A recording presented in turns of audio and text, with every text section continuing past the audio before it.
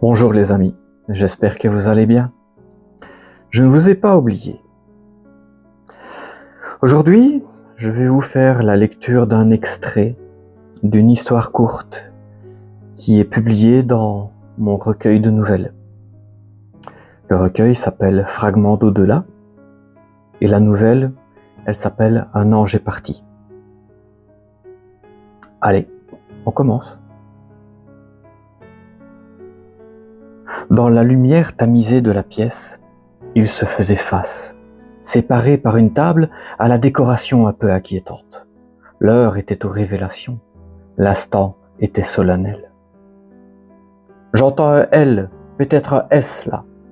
Le maître des lieux, habillé d'un agbada traditionnel, avait les yeux fermés et la tête tournée vers le ciel. Il parlait vite, avec un accent africain très typé. « C'est sûr, L et S se ressemblent tellement, » répondit l'individu en face de lui, avec un ton ironique à peine masqué.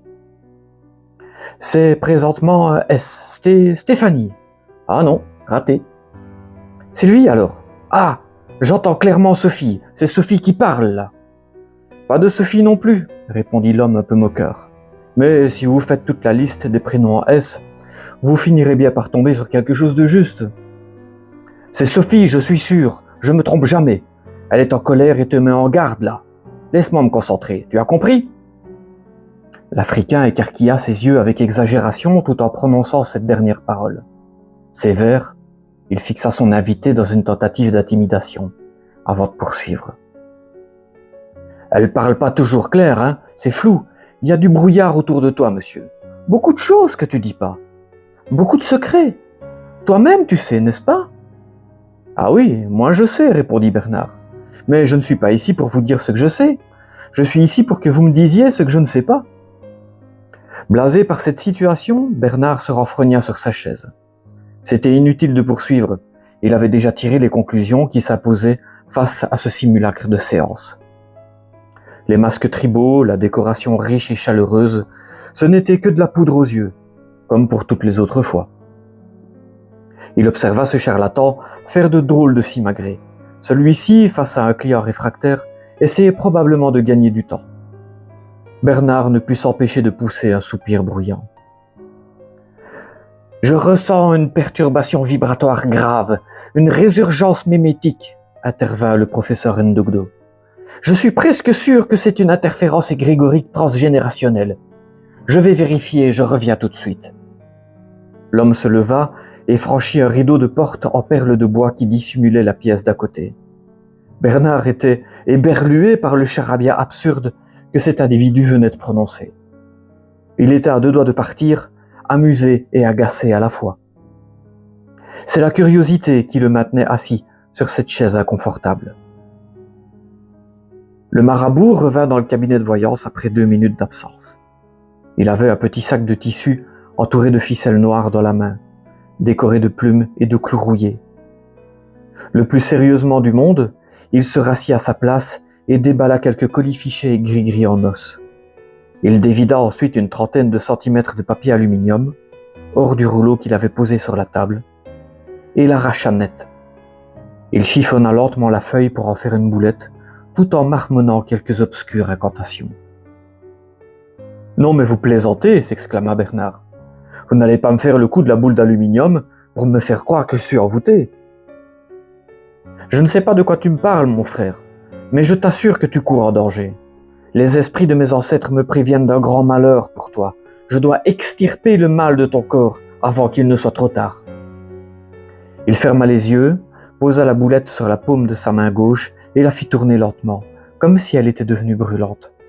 Une goutte de sueur perla sur son front. « L'esprit habite déjà ce fétiche. Il est entré par le souffle de mes ancêtres, » dit-il en murmurant quelques mots incompréhensibles, ponctués de claquements de langue.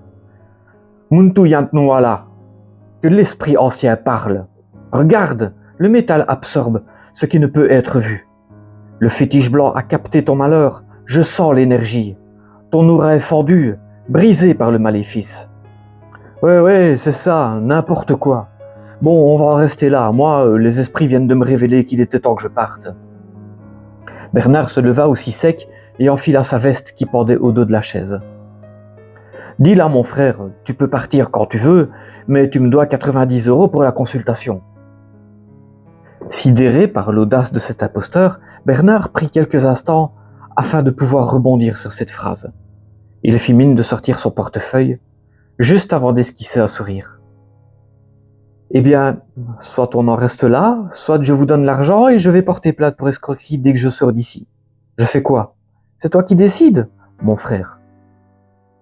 Le marabout, un peu déstabilisé par sa réponse, observa Bernard en silence. Il serra la boulette d'aluminium dans sa main et se mit à lui chuchoter dans une langue inconnue. Il semblait plus préoccupé qu'en colère. C'est bon comme ça pour aujourd'hui, mais ne reviens pas. Ton ombre est malade. Elle appelle les malheurs à chaque pas. Et si tu refuses le remède, tu n'échapperas pas à ton destin. Le voyant le fixait, sans cligner des yeux, le visage grave, presque compatissant. Bernard hésita, le temps d'une pensée, le temps de se souvenir, puis il haussa les épaules. « Oui, c'est ça, » répondit-il sarcastique. « Tu peux te moquer, » fit le marabout. « Mais tu as tort de prendre la mise en garde d'une Kissi à la légère. » Faisant fi de cette remarque, l'homme de 43 ans quitta le cabinet de voyance sans prendre la peine de dire au revoir. Un léger fourmillement lui remonta le long de la colonne vertébrale avant de fermer la porte. Au pied d'un immeuble des beaux quartiers de Paris, il sortit un petit calepin rouge de sa poche intérieure. Dans celui-ci, il ajouta la date, l'adresse et le nom du professeur Ndogdo, à la suite d'une très longue liste de dates et d'autres noms déjà inscrits. Bernard avait des sentiments mitigés. Il était ravi d'avoir démasqué un imposteur de plus, plutôt adroit d'ailleurs, mais tellement déçu de ne toujours pas avoir de réponse à ses questions. En direction de Compiègne, il prit le chemin du retour au volant de sa Renault Laguna. Sur la route, il revécut la scène chez le médium. 4 ans auparavant, il se serait laissé berner par le discours de l'homme. Heureusement, depuis cet épisode où il avait failli tout perdre, il avait acquis de l'expérience. Il avait rencontré tellement de menteurs et de charlatans qu'il connaissait presque tous leurs trucs. La boule d'aluminium faisait partie des grands classiques.